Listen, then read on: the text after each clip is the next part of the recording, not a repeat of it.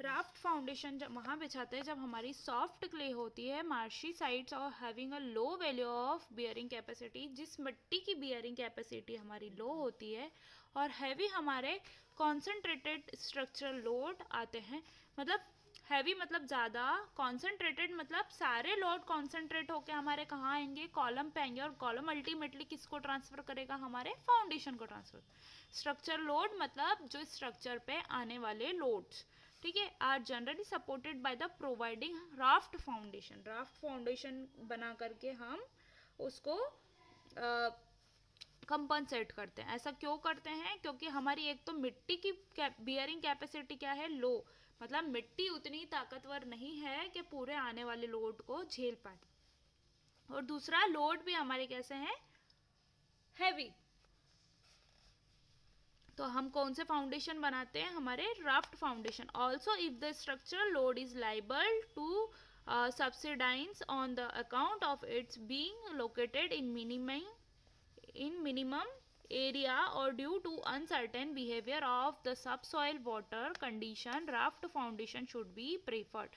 क्या होता है, जब हमारे ऊपर से आने वाले लोड एक तो हैवी, दूसरा चीज हमारे पास जो एरिया है, जो जगह है, उसका बाउंडेशन है, मतलब हमारे पास एरिया क्या है, कम है। अगर एरिया ज़्यादा होता तो हम बहुत सारे अलग अलग प्रकार के फाउंडेशन या स्प्रेडिंग फाउंडेशन ज़्यादा अमाउंट में दे करके कंपनसेट कर लेते। चूंकि हमारे पास एरिया की बाउंडेशन है, एरिया रेस्ट्रिक्टेड है, मतलब एरिया हम बढ़ा नहीं सकते हैं। कौन सा एरिया, हमारे फाउंडेशन का एरिया। क्यों, क्योंकि हम अगर बहुत सारे फाउंडेशन पास पास में देंगे तो क्या होगा, ओवरलैपिंग ऑफ स्ट्रेसेस हो जाएगा। मैंने आपको अभी बताया था ओवरलैप कैसे हुआ था, ये फाउंडेशन, ये इतना इतना पार्ट क्या हो रहा था, ओवरलैप हो रहा था। तो इस प्रकार से अगर हमारे पास एरिया रिस्ट्रिक्टेड है, मतलब एरिया हम अगर नहीं बढ़ा सकते और हमको लोड हैवी आ रहा है, दूसरी चीज़ हमारी मिट्टी कमज़ोर है, तो हम क्या करते हैं। और दूसरी चीज़ क्या होती है, आपने देखा होगा ग्राउंड वाटर क्या होता है, बढ़ता जाता है। जैसे ही ग्राउंड वाटर के कांटेक्ट में हमारी मिट्टी आती है तो वो कैसी हो जाती है, एक्सपांड हो जाती है या फैलने लगती है। कॉन्ट्रैक्ट, फिर सूखने के बाद में कॉन्ट्रैक्ट होती है, ठीक है। तो ये किस प्रकार के लोड है, सडन लोड है, मतलब एक्सपांड और कॉन्ट्रैक्ट। तो ये किसके ऊपर एक्ट करेंगे, हमारे फाउंडेशन के ऊपर एक्ट करेंगे। तो ऐसी स्थिति में हम कौन सा फाउंडेशन अपनाते हैं, हमारा raft foundation. It provide an economical solution to the difficult site condition where the pile foundation cannot be used. Advantageous and independent column footing become impractical. Raft foundation consists of thick reinforcement concrete slab covering the entire area of bottom of the structure like floor. The slab is reinforced with a bar running at the light angle and each other both the near bottom and top face of the slab. Sometimes it is necessary to carry excessive column load by arrangement of inverted main column and secondary beams cast monolithically with the raft slab। क्या बोल रहे हैं कि जब हम raft foundation बिछाते हैं तो क्या करते हैं, एक तो हमारा इकोनॉमिकल बनता है। मैंने आपको दो चीज़ बताई थी, एक हमारा था शैलो फाउंडेशन और दूसरा था डीप। शैलो कहाँ बनाते थे हम,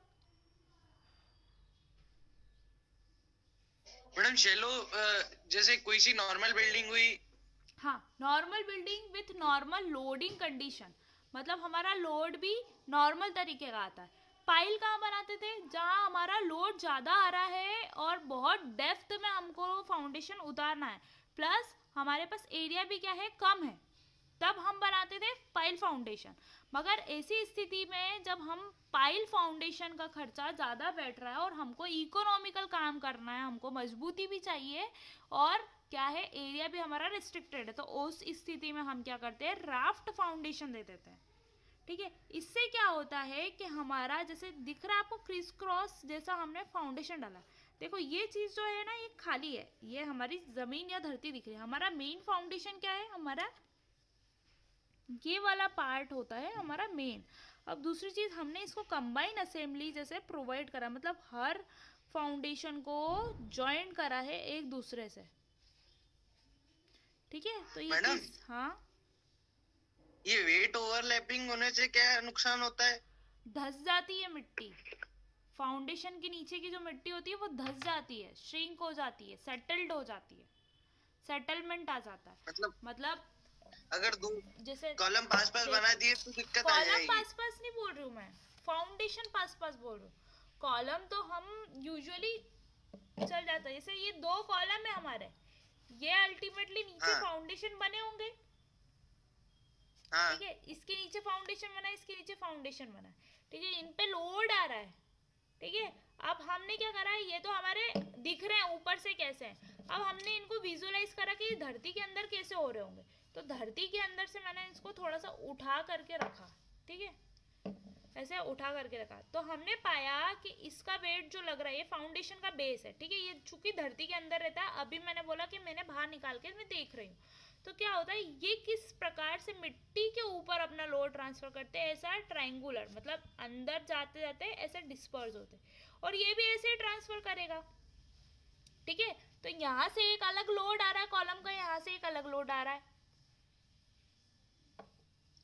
समझ आ रहा है, अलग अलग टाइप के लोड आ रहे हैं, और वो किसको ट्रांसफर कर रहे हैं, हमारे फाउंडेशन को जो धरती के अंदर है। अब फाउंडेशन किसको ट्रांसफर करेगा, मिट्टी को, मिट्टी को। अब मिट्टी के ऊपर इस वाले के साइड से भी यहाँ से लोड आ रहा है, और इस वाले के साइड से भी यहाँ से लोड आ रहा है, तो ये जो बीच में जो दोनों का कॉमन लोड हो रहा है, वो क्या दिक्कत देगा, इस मिट्टी के ऊपर स्ट्रेसेस जनरेट करेगा। अब मिट्टी की बियरिंग कैपेसिटी एक तरह के लोड झेलने की है, दो तरह के लोड झेलने की नहीं है, मतलब इधर से भी आ रहा है, इधर से भी आ रहा है, वेट ओवरलैप हो रहा है, इसका भी ओवरलैप हो रहा है, इसका भी ओवरलैप हो रहा है, तो क्या होगी, ये मिट्टी जिस पे ज्यादा लोड आ रहा है वो धस जाएगी अपनी जगह से, सेटल्ड हो जाएगी, जिसके कारण क्या होगा, इधर इसके नीचे की मिट्टी में भी डिस्टरबेंस होगा, ठीक है, ग्रेन टू ग्रेन मॉलिक्यूलर, मतलब grain to grain load transfer होता है, ठीक है, जैसे हमारा स्ट्रक्चर टू स्ट्रक्चर होता है कि बीम किस पे ट्रांसफर करता है, कॉलम पे, कॉलम किस पे ट्रांसफर करता है, हमारे फाउंडेशन पे, ठीक है। इसी तरह से हमारा जब बीच वाली मिट्टी धसेगी या अपनी जगह से मूव होगी, तो पास वाली मिट्टी के ऊपर इफेक्ट डालेगी। आ रही बात समझ में? तो इस चीज से बचने के लिए हम क्या करते, इसका पूरा एक जैसा होल बेस डाल दिया, दो कॉलम हमारे पड़ रहे हैं, जिसका अगर दो फाउंडेशन का वेट जो है ओवरलैप हो रहा है, तो हमने क्या करा, इन दोनों का बेस एक साथ में डाल दिया, तो कैसे, जब एरिया ज्यादा हो जाता है ना, तो कोनों पर से लोड हट जाता है, या बीच में लोड नहीं आता। अब मैं यहाँ पे लोड डालूंगी, यहाँ पे लोड डालूंगी, मगर अगर मैं इसके नीचे एक जैसी चीज बिछा दूंगी, तो क्या होगा, ये पूरे दोनों का लोड उठाएगा, एक चीज नहीं धसेगी ना, समझ में आ रहा है? हाँ, आ रहा है। इसीलिए हम क्या करते हैं, जॉइंटली हम होल असेंबली के हिसाब से सारे कॉलम या फाउंडेशन को जॉइंट करके डालते हैं। आई बात समझ में?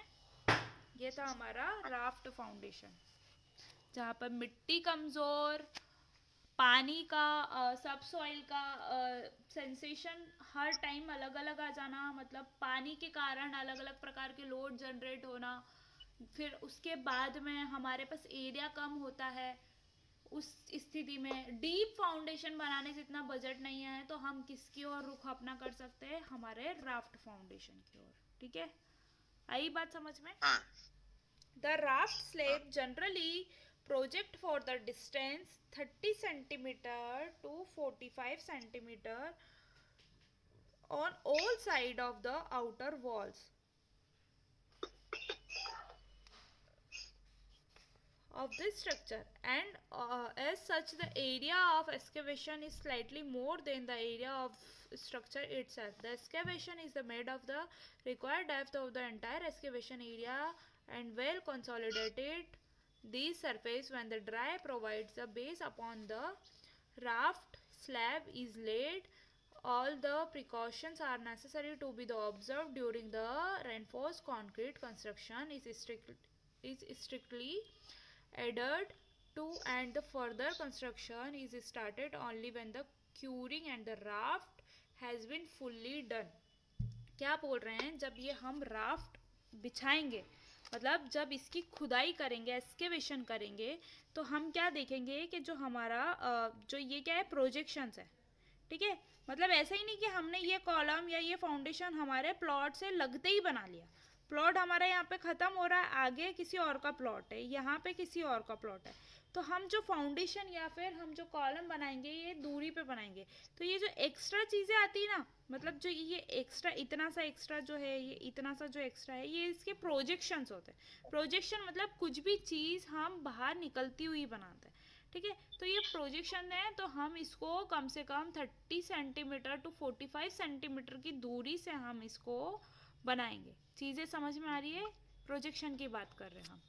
दूसरी चीज़ हम ये जान रहे हैं कि हम क्या करते हैं, जब हम एक्सकेवेशन करेंगे उसके बाद कंसोलिडेटेड करेंगे। कंसोलिडेटेड करना मतलब हमारी जो हमने खुदाई करी उसके बाद में क्या आता है, इसमें पानी आता है।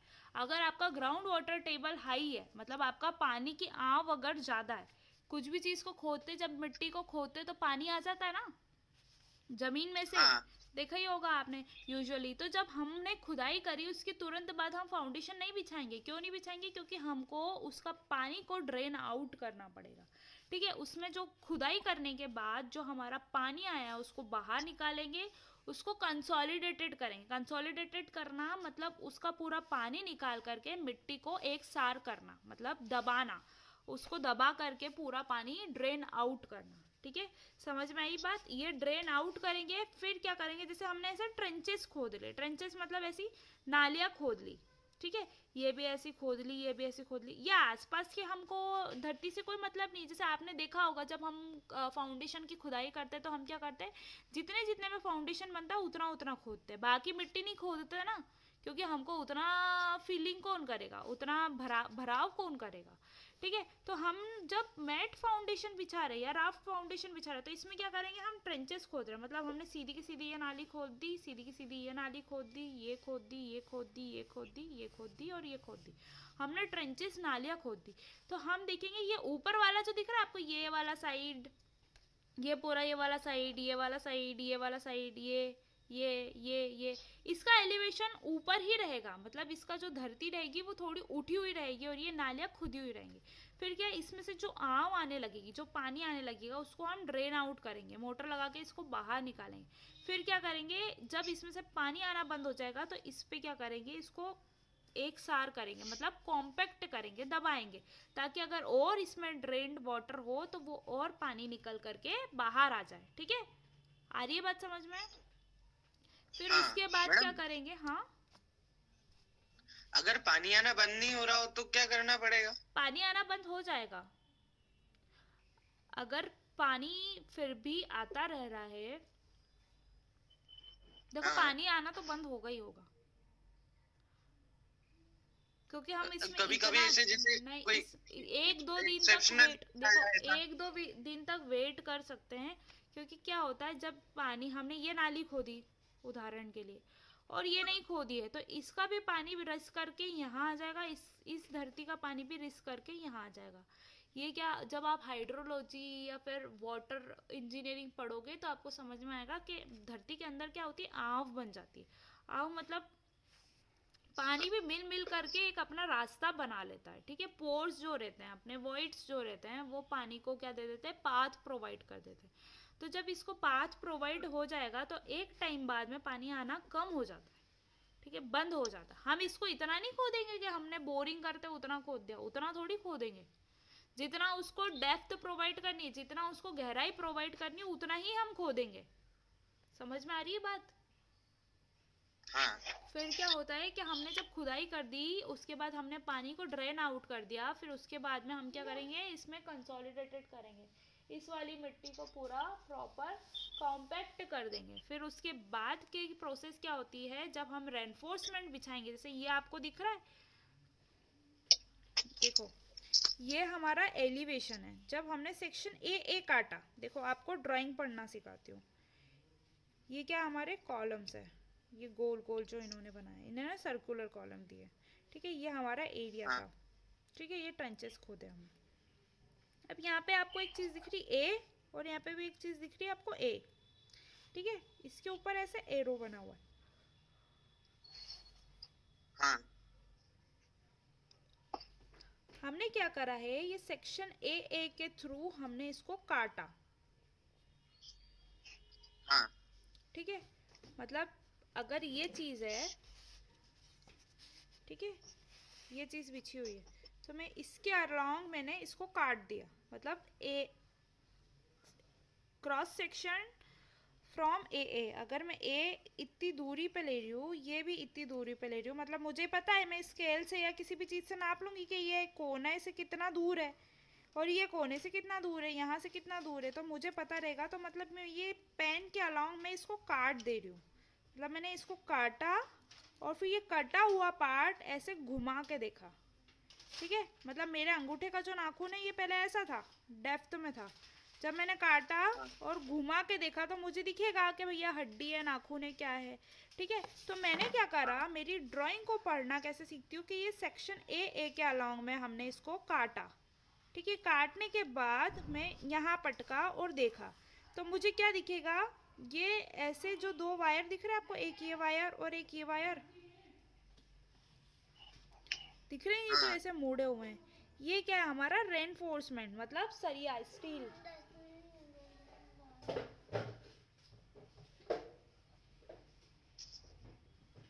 चलो जाओ, अब डिस्टर्ब मत करो हमको।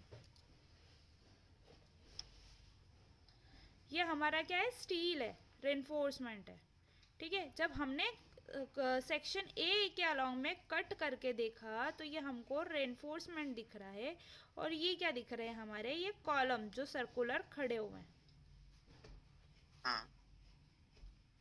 ठीक है। इसमें हमको ये हमारा रेनफोर्समेंट है, ये बेंट अप बार से जो बेंट होके लगे हुए हमारे मेन बीम से और कॉलम से, ठीक है। आई बात समझ में। ये मेन बीम किसको बोल रहे हैं हम, इसको, जो ये यहाँ पर ये लगे हुए हैं, इसको बीम्स क्यों बोला, इसको बीम इसलिए बोला, जो हमारा स्ट्रैप था ना, स्ट्रैप फुटिंग आपको बताई थी कि दोनों को ज्वाइन करके भी हम स्ट्रैप बनाते हैं, उसको भी हम स्ट्रैप बीम बोल सकते हैं, ठीक है। जो भी असेंबली हमारी ऐसे हॉरिजॉन्टली ले वाली दिखेगी, उसको जैसे ये बीम जैसा है हमको, जैसे हम जब सामने से दिखेंगे ना बेटा इसके अंदर घुस के, तो हमको ये बीम जैसा असेंबली दिखेगा, मतलब ये स्ट्रक्चर कैसा दिखेगा, बीम जैसा एक्ट करते हुए दिखेगा। और कोई सी भी असेंबली हम अगर कॉलम जैसी देखते हैं तो उसको हम कॉलम असेंबली बोलते हैं और इसको बीम असेंबली बोलते हैं। तो हम क्या बोल रहे हैं, जो हमने ये बिछाया हुआ है ये हमारा बीम जैसी असेंबली है, तो इसको बोलते हैं हम मेन बीम्स। हमको यहाँ से जब हमने काटेंगे तो ये हमको बीम ही दिखेगा। हाँ।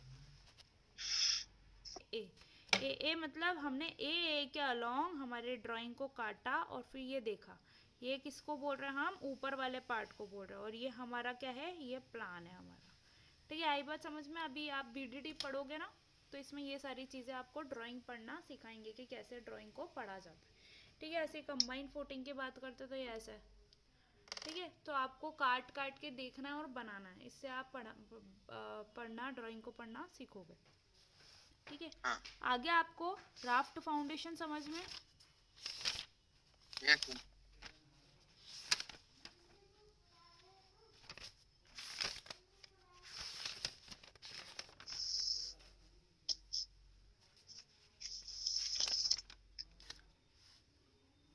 अब देखो शेलो फाउंडेशन में हमने पढ़ा सिंगल या स्प्रेड फुटिंग, स्टीप फुटिंग, फिर स्ट्रैप फुटिंग, फिर अगला कौन सा, कंबाइंड फुटिंग, फिर अगला कौन सा, मैट या राफ्ट फुटिंग, ठीक है। इसी को मैट भी बोलते हैं, चढ़ाई मतलब चटाई वाला भी बोलते हैं, और इसी को ही राफ्ट भी बोलते हैं, ठीक है। तो ये सब कौन सी कैटेगरी की फुटिंग थी हमारी, शैलो फाउंडेशन की, मतलब जिनका जो डेप्थ है वो विड्थ से कम है, ठीक है, गहराई जो है वो चौड़ाई से कम है, ठीक है। अब बात करते हैं हम डीप फाउंडेशन की। तो डीप फाउंडेशन को हम बाद में पढ़ते हैं, उसके पहले एक और स्पेशल फाउंडेशन आता है हमारा, ग्रिलेज फाउंडेशन, ठीक है। ग्रिलेज फाउंडेशन को समझना आप, ग्रिलेज फाउंडेशन भी आपके कोर्स में है। ये अलग अलग टाइप के ग्रिलेज फाउंडेशन होते हैं। एक स्टील ग्रिलेज फाउंडेशन होता है जो स्टील से बना होता है, मतलब सरिये से बना। दूसरा होता है हमारा टिम्बर ग्रिलेज फाउंडेशन, जो हमारा टिम्बर से बना होता है या लकड़ी से बना होता है। देखो दिख रहे हैं वुडन प्लैंक्स, ऐसे वुडन प्लैंक्स दिख रहे हैं। और ये होता है हम स्टील की असेंबली बिछाते हैं, मतलब स्टील की गर्डर्स बिछाते हैं और हमारा स्टील का असेंबली बनाते हैं। ठीक है, यहाँ भी ये हमारा पूरा स्टील का असेंबली है। ठीक है, इसका कॉलम भी स्टील का बना हुआ है, बेस प्लेट भी स्टील की बनी हुई है, जो हमने नीचे जो सेक्शंस लगा हुए हैं वो भी स्टील के बने हुए हैं। ठीक है, अब हमारा ये प्लान था और ये एलिवेशन था। अब ये फाउंडेशन के बारे में हम पढ़ते हैं। ग्रिलेज फाउंडेशन क्या होता है और हम इसको क्यों बनाते हैं। This type of foundation is found suitable when load transmitted by the column or the wall is exceptionally heavy and bearing capacity of soil is low। वही फंडा के लोड ज़्यादा हो रहे हैं और सॉइल की सहने की क्षमता कम है, मतलब soils bearing capacity is low and the load is heavy concentrated load. ठीक है, deep excavation is also eliminated in this foundation। it is of two type। क्या बोल रहे हैं, जब डीप फाउंडेशन नहीं बना सकते हैं, लोड हैवी होता है और मिट्टी की सहने की क्षमता कम होती है, तब हम हमारा रुख कौन से फाउंडेशन की ओर ले लेते हैं, हमारे ग्रिलेज फाउंडेशन की। अब ग्रिलेज फाउंडेशन हमारे दो प्रकार के होते हैं। एक होते हैं हमारे स्टील ग्रिलेज फाउंडेशन जो पूरे स्टील या सरिये से बने होते हैं, और दूसरे होते हैं हमारे टिम्बर फाउंडेशन जो हमारे लकड़ी से बने हुए होते हैं। देखो, टिम्बर का यूज़ हम फाउंडेशन में नहीं करेंगे, ये एक टाइप है, मैं इसलिए पढ़ा रही हूँ। आज के टाइम पे हमारे टिम्बर या वुड किसी भी अंडरग्राउंड कंस्ट्रक्शन में हम यूज़ नहीं करते हैं। उसका कारण क्या होता है, जब धरती में होता है पानी और रहती है लकड़ी। ठीक है, लकड़ी में जब पानी लगता है तो क्या उत्पन्न होते हैं, हमारे बैक्टीरिया, इंसेक्ट्स मतलब कीड़े मकोड़े उत्पन्न होते हैं और वो लकड़ी को लगातार खाते चले जाते हैं या ख़त्म करते चले जाते हैं। ठीक है, लकड़ी का यूज़ पहले हुआ करता था जब, मगर हमारा अब क्या होता है कि मेंटेनेंस सबको कम चाहिए, एक बार बना दिया और ख़त्म, मरम्मत करने के लिए कोई रेडी नहीं होता है। तो क्या होता है, पहले के टाइम में मरम्मत सस्ती हुआ करती थी, इंसान अपने घरों में खुद से ही मरम्मत कर लिया करते थे। तो पहले लकड़ी भी हमारी फ्री ऑफ कॉस्ट मिलती थी, मगर अब के टाइम में लकड़ियाँ फ्री ऑफ कॉस्ट नहीं रहती हैं और अब की लकड़ियाँ मतलब अभी के टाइम की लकड़ियाँ मजबूत भी नहीं रहती, तो हम इसको पूरा एलिमिनेट कर देते हैं और फाउंडेशन में तो कभी यूज़ नहीं करते हैं। ठीक है, क्योंकि फाउंडेशन हमारा अंडरग्राउंड असेंबली होता है, हम बाद में फ्यूचर में इसको मरम्मत करना मुश्किल होता है। ठीक है, मतलब अगर इसको रिहैबिलेशन करना होता है, अगर वापस से हमको उसका जो भी रिहैबिलेशन करना, मतलब हमको वापस से उसको क्या करना, जीर्णोद्धार बोलते, क्या बोलते हैं, रिनोवेशन को हिंदी में क्या बोलते हैं। ठीक है, आप कर लेना गूगल। पढ़ते हैं हम steel grillage foundation. This foundation consist of 1 or 2 tiers of RSJ embedded in the cement concrete। RSJs used in this foundation are also known as the grillage beam। In this foundation, the depth is limited to 1 meter to 1.5 meter and width is increased considerably to bring the pressure on the soil within permissible limit। क्या बोल रहा है, इस foundation में हम steel के grillage को use करते हैं, मतलब स्टील के मेंबर को यूज़ करते हैं कंक्रीट के साथ में। हम क्या करते हैं, अपने जो बीम्स प्रोवाइड करते हैं वो भी किसके होते हैं, हमारे स्टील के होते हैं, और इसका गहराई या डेप्थ या फिर इसकी डेप्थ कितनी होनी चाहिए, 1 मीटर से 1.5 मीटर तक, और विड्थ कितनी आप कंसिडरेबली आपकी उपयोगिता के हिसाब से रख सकते हैं। अब देखना, ये इसका प्लान है।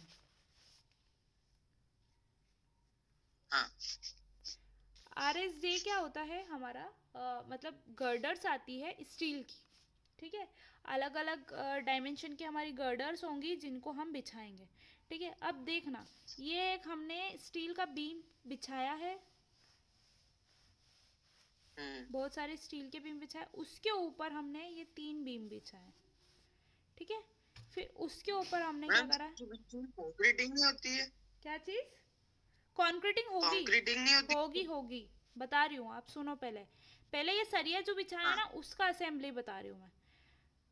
हमने स्टील के सेक्शंस बिछाए हैं, फिर हमने वापस से स्टील के सेक्शन बिछाए, फिर हमने क्या करा है, इसके ऊपर एक प्लेट रखी हुई है, ठीक है, 700 बाय 700 वाली, ठीक है।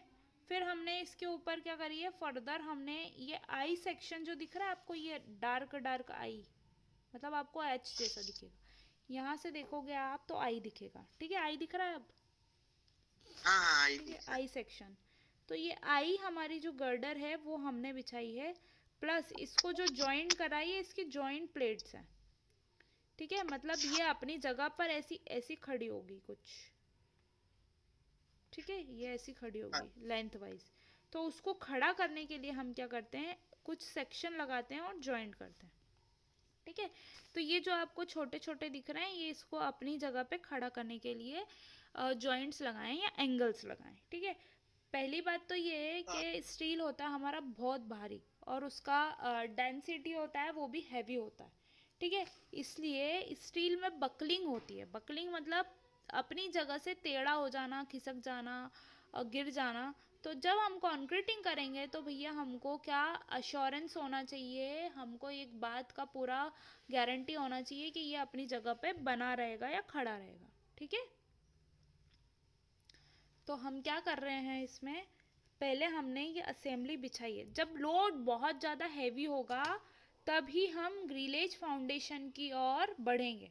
हैवी लोड मतलब ऐसा लोड के जिसको सॉइल सहने में सक्षम नहीं हो, आ रही है बात समझ में, सक्षम, सॉइल जिसको उठाने में सक्षम नहीं हो, ऐसा लोड अगर हमारे स्ट्रक्चर से आता है और हमारी मिट्टी धसाव की पॉसिबिलिटी बढ़ती है, तो हम क्या करेंगे, वहाँ पर ग्रिलेज फाउंडेशन बिछाएंगे, ठीक है। ग्रिलेज फाउंडेशन में क्या होता है, दो प्रकार के ग्रिलेज फाउंडेशन होते हैं हमारा, पहला स्टील ग्रिलेज फाउंडेशन, दूसरा हमारा timber grillage foundation. Steel grillage foundation में हम क्रिस क्रॉस में हमारी स्टील एंगल्स बिछाते हैं, उसके ऊपर रखते हैं स्टील प्लेट, फिर उसके ऊपर हमारा कॉलम असेंबली आता है जो आपको आई सेक्शन के रूप में दिख रहा है, वैसा हमारा कॉलम खड़ा होता है।